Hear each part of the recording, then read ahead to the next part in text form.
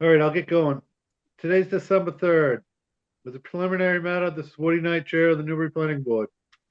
Permit me to confirm that all members and persons anticipated on the agenda are present and can hear me. Planning Board members, when I call your name, please respond in the affirmative. Peter Pecos, Yes, sir. Larry Murphy, Sure. Scott Kinter, Yes. Steve Mangian, Yes.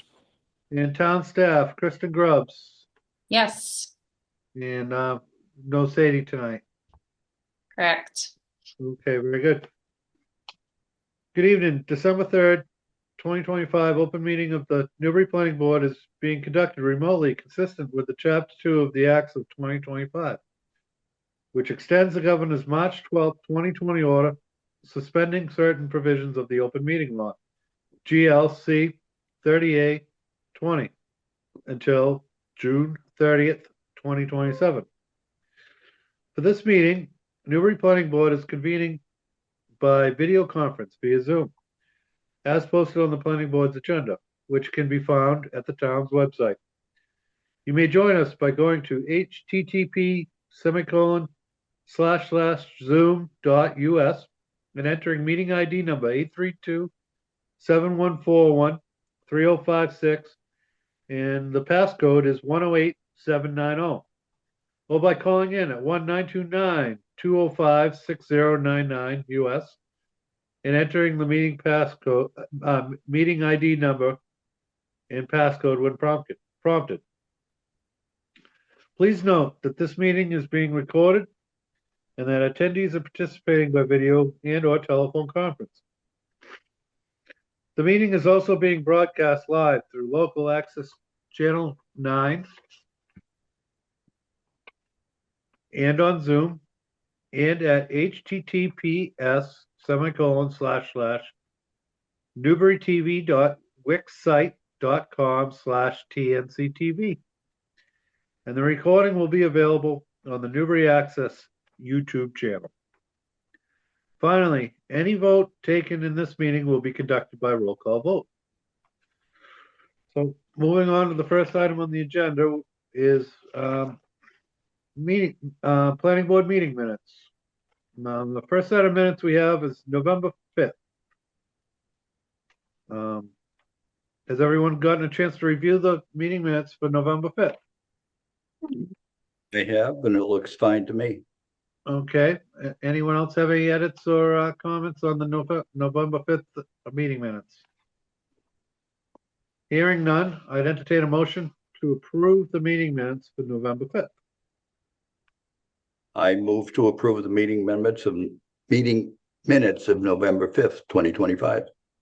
Thank you, Larry. And a second? Second. Second. Thank you, Steve. And Scott, thank you for the third. Roll call vote. Peter Pecos, Yes, sir. Larry Murphy, Yes. Scott Kinter, Yes. and Steve Mangian, Yes. and I vote yes as well. Moving on to our next set of meeting minutes. They are for November 19th, 2025. So everyone had a chance to review the meeting minutes for November 19th, 2025. Again, yes, and they look fine to me. Okay, and anyone else with any edits or comments on the November 19th meeting minutes? None. Hearing none, I would entertain a motion to approve the meeting minutes for November 19th, 2025. So moved. Thank you, Scott. Do I have a second? Second. Thank you, Steve. Roll call vote. Peter Pecos? Yes, sir. Larry Murphy? Yes. Scott Kinter? Yes. Steve Mangian? Aye. And I vote yes as well. So meeting minutes are approved. Moving on to the next item on the agenda. We have liaison and meeting reports. And first up is ZBA. Larry, do you have anything new from ZBA? It just, you're probably all aware of it at this point, but the hearing on, what is it? The the Sunset Club, excuse me, was continued at the last CBA meeting until their December meeting.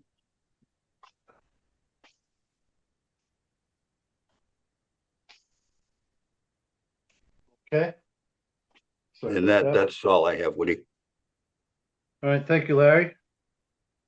Moving on to conservation. Conservation met last night. I have my notes here. We had a few septic approvals and a lot of things on the agenda actually were continued for one reason or another by the applicants, requested by the applicants. We did have one item though that is, some of us may be familiar with, is it was originally Borrego. I'm not sure what it is now. The solar array at Ysays off of Main Street in Byfield. They were coming in for a certificate of compliance. There was a slight error in the posting, the details of the posting. There was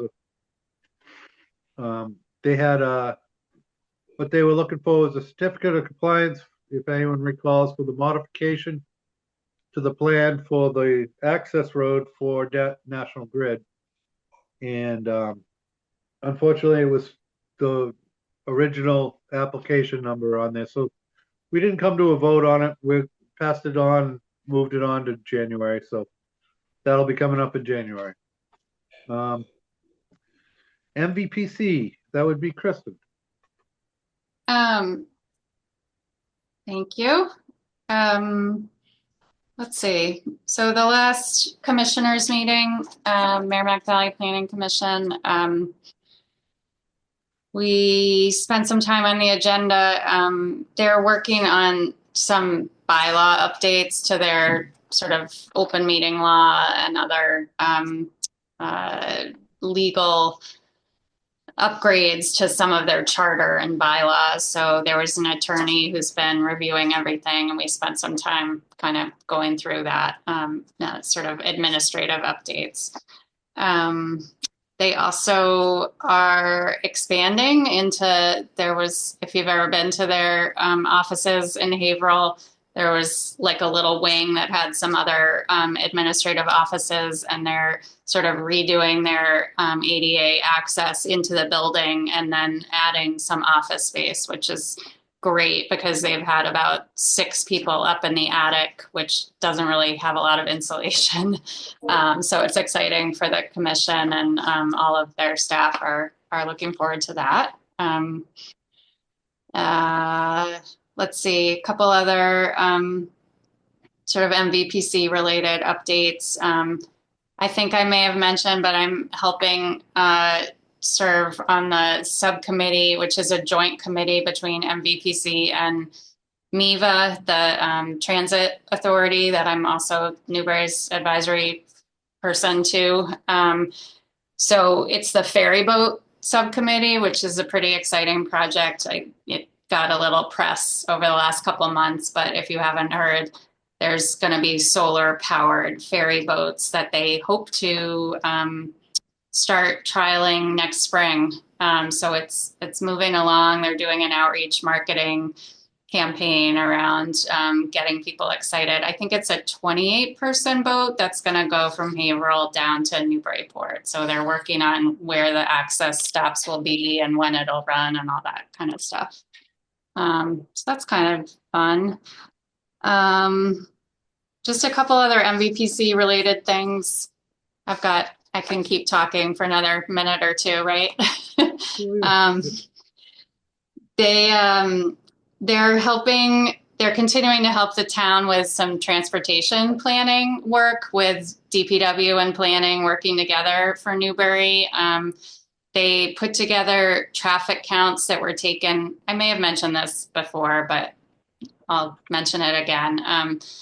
Traffic counts and video taken at the Boston Road Route 1 intersection in Newbury in September. They gathered all that data from the MyoVision cameras and analyzed it and put it into a PowerPoint that shows what kinds of turns people are taking, what the safety problems are.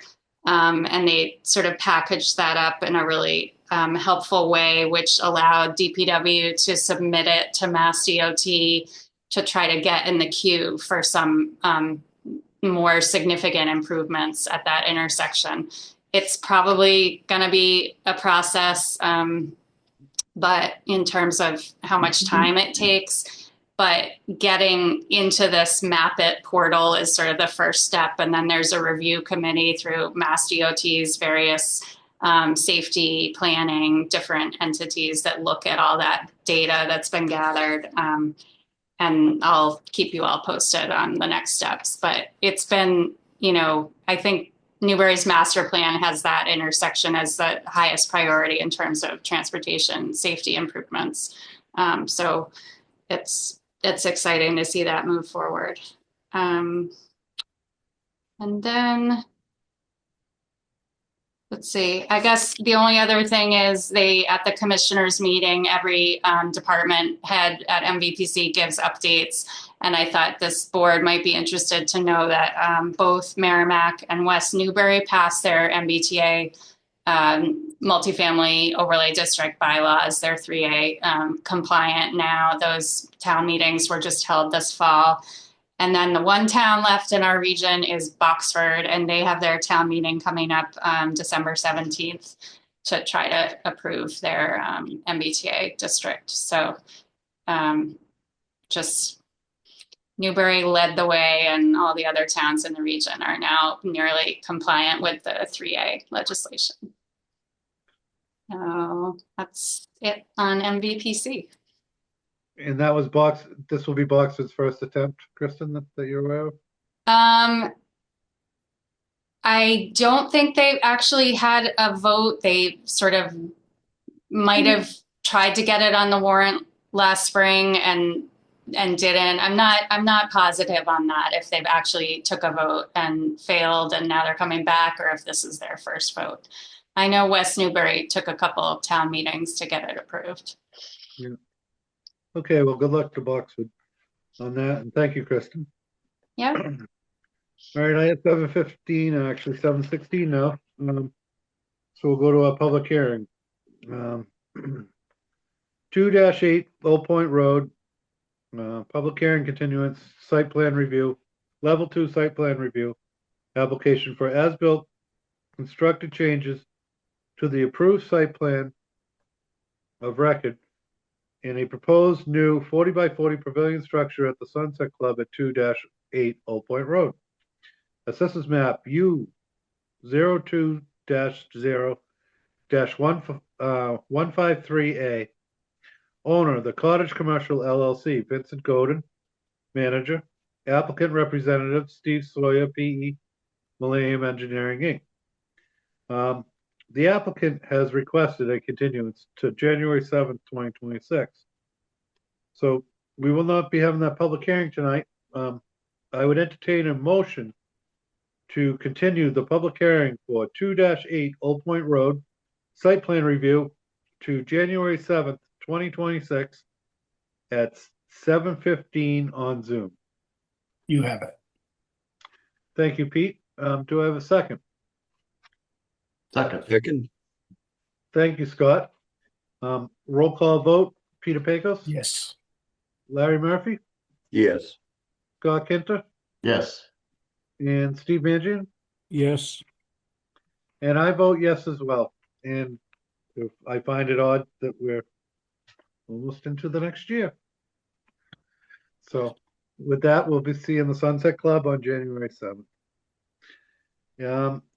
Final item on the agenda is a plans report. Kristen. All Floor is right. yours. I guess I'll take your comment that it's a bit alarming. We're already almost into January as a segue, Woody, to say Martha and I spent a bunch of hours yesterday afternoon as the snow fell, reviewing all of the bylaw amendment work.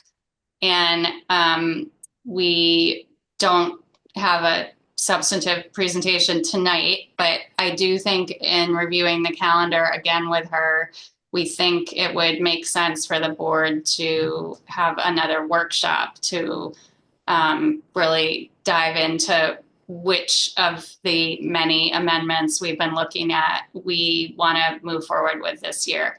The schedule, as I shared a draft, I think a couple weeks ago by email, but the schedule leading up to town meeting with all the requirements for Mass General Law in terms of public hearings, and as you all know, really brings us right into January. So if you want more than one meeting to really review the bylaws, I think we're going to have to try to schedule a meeting this month to dive into that with Martha present. And if that was of interest to the board, we could try to do an in-person workshop again. So I wanted to kind of put that out there as an idea and see. I know it's December is a busy time with family and holidays and lots of things. So I can send an email or if anyone wants to talk tonight about whether meeting on December 17th would still work, or if we want to look at a daytime meeting that week, if there's better or worse days. Martha and I thought possibly Tuesday or Thursday would be better for a daytime, or we could just stick with the evening meeting if that does work better. I do think sometimes in person is better when you're sort of diving into some details around the zoning bylaw stuff. Well, given the I have some other updates too, but I thought I'd just pause on that for a minute. It seems to me that in person is a good way to go, but given weather constraints, I think we need to be able to have Zoom as a backup should the weather not be favorable. And during the day, I think is better than the chilly dark of winter. But that's my opinion. Yeah. Are people around that week potentially? So the week of like 16th, 17th, 18th? Yeah, I am. I'm available. Yep. Okay. I just wanted to make sure like not everyone was, flying to see their kids or grandkids. Scott's looking like he might have some travel on his mind. I do. I can probably give you some dates tomorrow where I'll be unavailable, but it's getting pretty full. Okay. Yeah. Okay. How about a Saturday workshop? Just kidding. Yeah. I'm up for whatever works. We want to be as efficient as possible while giving time to talk about what we need to. Okay, I'll follow up. Anyone shoot me yays or nays, and then I'll check in with Martha and we can follow up on that. I'm flexible on daytime. Sounds great to me. If Scott can get his dates in and then feel out the rest of the board and come up with a date that I'm available. So thank you, Chris. Okay. I know sometimes we can figure out hybrid too. If, some of us are in person, someone needs to Zoom in. Okay. Project stuff, like permit project stuff. Woody mentioned Borrego. That is a project that hasn't closed out with the planning board either. And it was a complicated project. So Sadie and I have been reviewing, the original decision and then the modification for the special permit on those projects. She actually joined the conservation agent, I guess yesterday morning on the property because she'd never been out there. I've been out there once, not in a couple of years, but so that'll take some time to sort through, but that'll probably be coming back to the planning board. That will need to be coming back to the planning board. They still have our performance guarantee funding held by the town, and there's some conditions to check through with the CONSCOM. And I think I mentioned 15 Central is working on their submission for a definitive subdivision for the 2 lots at 17 Central next to AL Prime gas station. This is the one that we reviewed the preliminary subdivision plan for. Now they're coming back, but they didn't quite have everything together to bring the submission to this meeting. So they'll be coming at a later meeting. And just 34 Central update, they did the applicants, the buyers did close on that property right after they filed their decision following the last planning board meeting. So that's exciting for them, and they have reached out to the select board to start the discussion on the offsite improvements for that project that were as a part of the planning board's site plan decision.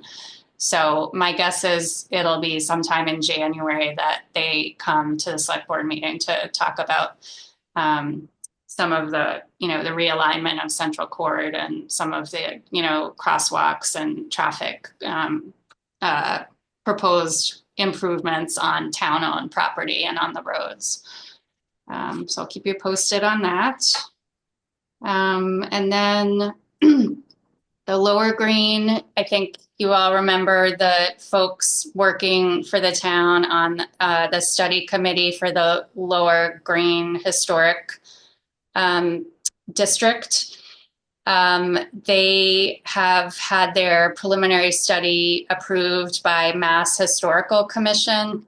So I received an email, which I will forward to all of you tomorrow, with a copy of that study. And I've followed up with them to know, are they interested in coming back and discussing it with the planning board?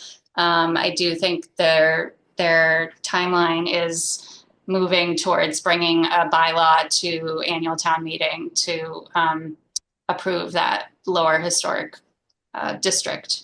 So they're on track with that. That will also require a public hearing, similar to the bylaw amendments. And let's see.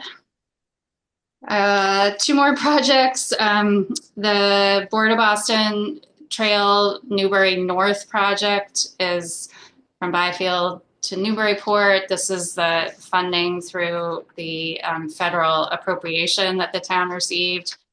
And I think I've updated before, we have selected a consultant firm, but the paperwork related to the funding being federal and state, it's been very complicated, but we've taken some steps forward recently. I have a scope of work from the consultant. Now we have to get it independently reviewed. And then we finally, we work through the contract. And my hope is that project will kick off in January. We'll see how long all this final paperwork takes, but that's exciting. I think the Board of Boston Committee is looking forward to getting going on that. And there will be a lot of public outreach related to that project as well. It's a feasibility of where the best alignment of the trail path will be to get from the center of Byfield to the Newburyport train station. And there's a lot of options and constraints and considerations related to that. So my guess is that project will be more than a year really in planning. So if it starts in January, it'll probably proceed for, most of 2026, if not longer. And then finally, Plum Island Turnpike project has received an extension for that effort as well until June. I think we're still, the city of Newburyport and Newbury, working with Ty and Bond as the consultants.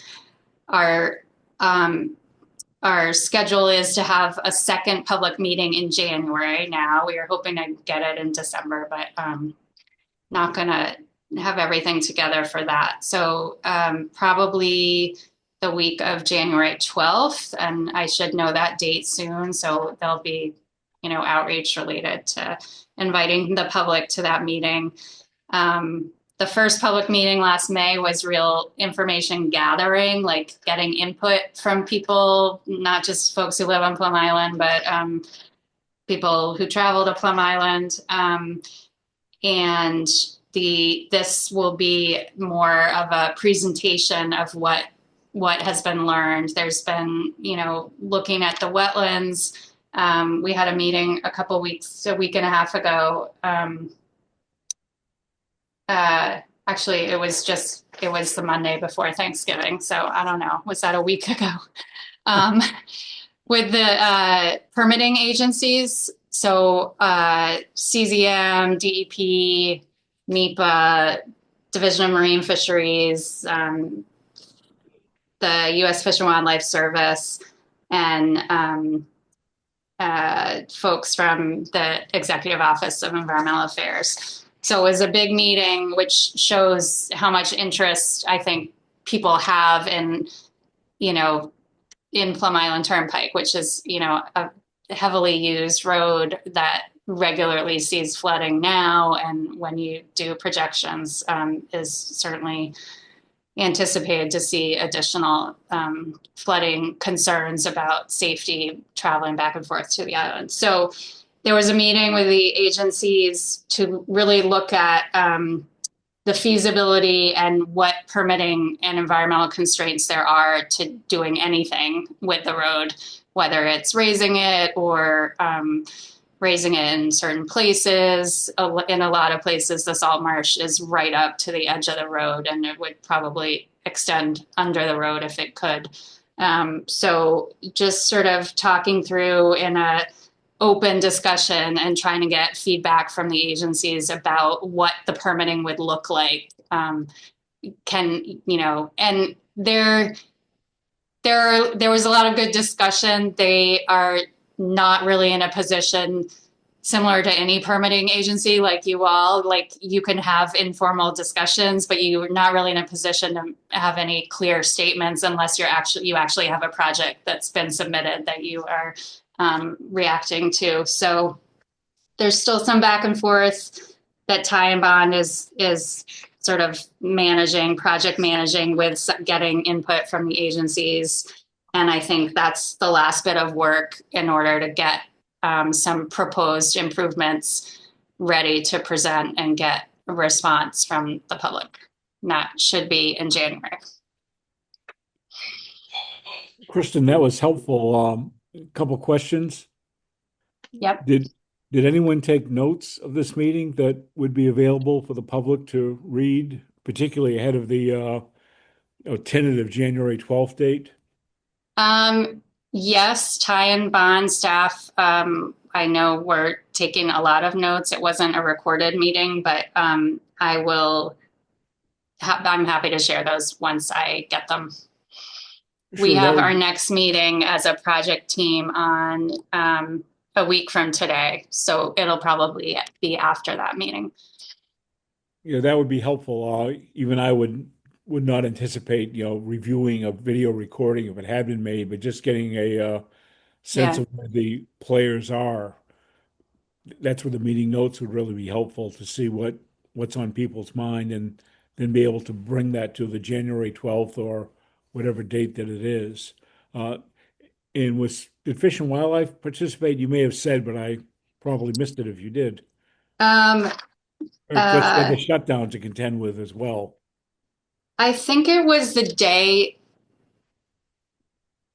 they were back. I think it was the first day back.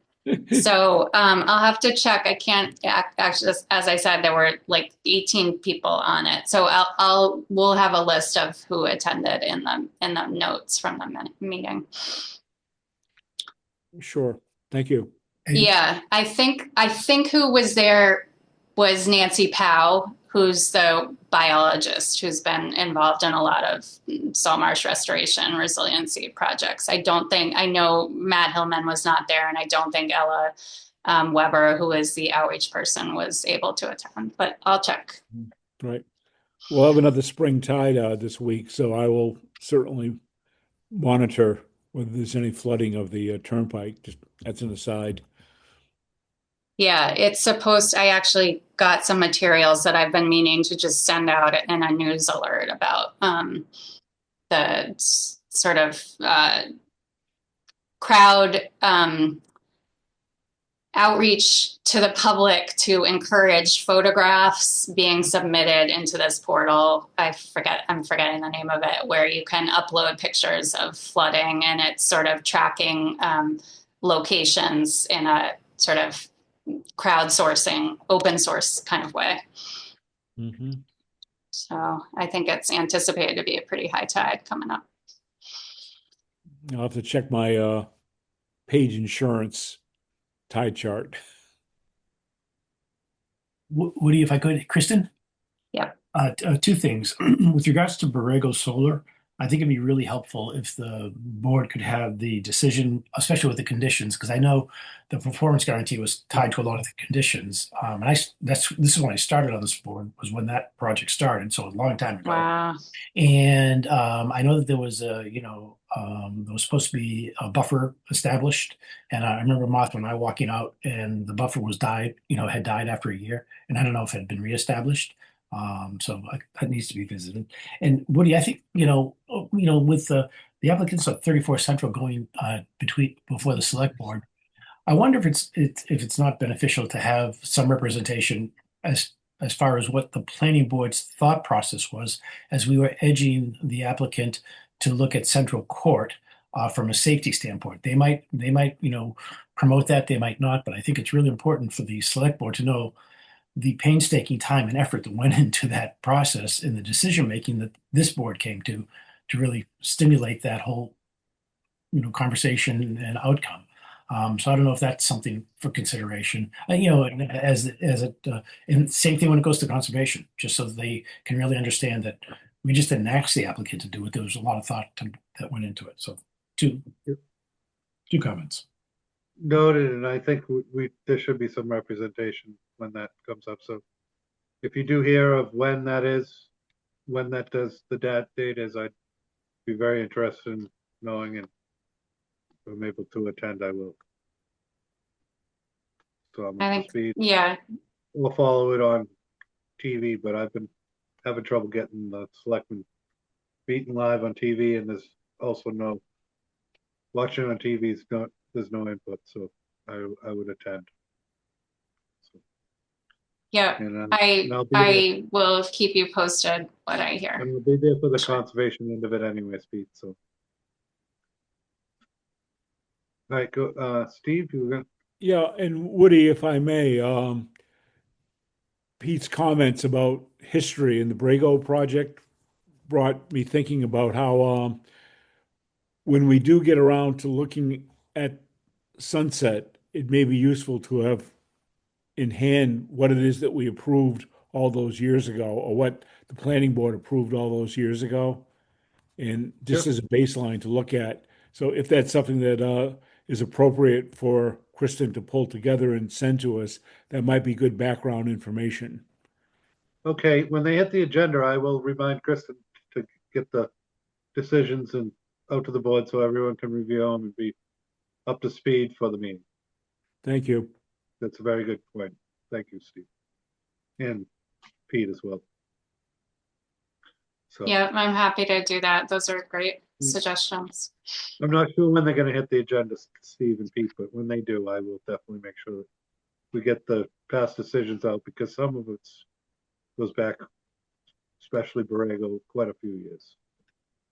It'll be a good refresher for everyone that was here and for those who weren't. So, Scott, do you have any words of wisdom? Larry? Pete? I have no wisdom tonight. Okay. It's all used up for the day. That's fine.